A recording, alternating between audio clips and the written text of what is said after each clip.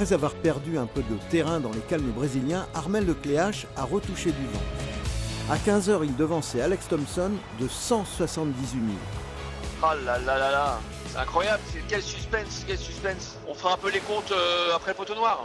C'est un petit peu maintenant le prochain obstacle délicat. L'objectif c'est pour moi d'essayer de creuser en ce moment, dans les prochaines heures, dans les prochains jours, un petit peu d'avance pour avoir un petit matelas pour justement aborder le poteau noir plus facilement, en tout cas dans la tête. Donc c'est ça un peu qui va donner la suite de la course, parce qu'après en fonction des écarts, ça va changer pas mal la stratégie. En troisième position, Jérémy Bayou grignote inlassablement les leaders. Il n'est plus qu'à 476 000 de Thomson.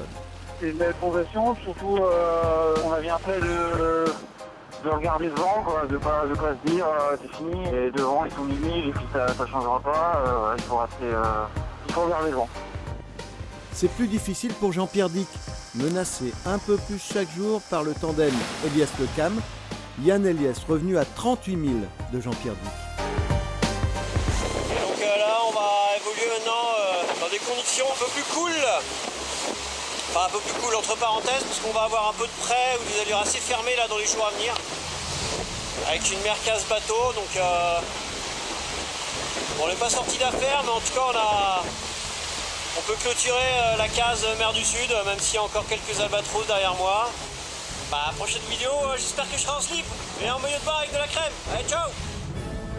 En 7e position, Louis Burton sera le prochain concurrent à passer le Cap Horn demain matin. Une grande première pour lui.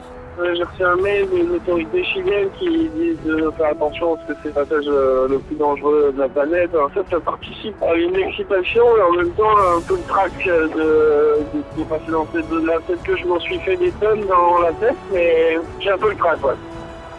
Dans le Pacifique Sud, un Pacifique très viril, plusieurs skippers ont dû faire face à pas mal de problèmes techniques. Avarie de gréement pour Conrad Coleman qui a réussi à sécuriser son été de J1 dans une mer démontée avec des rafales à plus de 60 nœuds. Alan Roura a lui dû changer son safran tribord sectionné par un objet flottant non identifié et colmater une voie d'eau qui inondait le bateau. Ces deux concurrents ont repris la course, mais au prix d'un effort physique intense.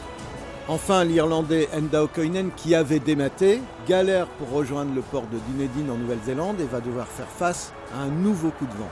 Décidément, le Grand Sud ne fait pas de cadeaux.